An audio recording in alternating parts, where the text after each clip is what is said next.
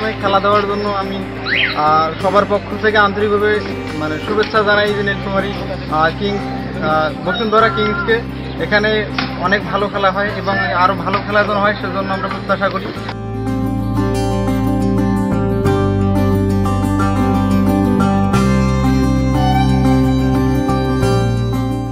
গত বছর 21শে সেপ্টেম্বর এই মাঠেই খেলে গিয়েছিল বসুন্ধরা কিংস।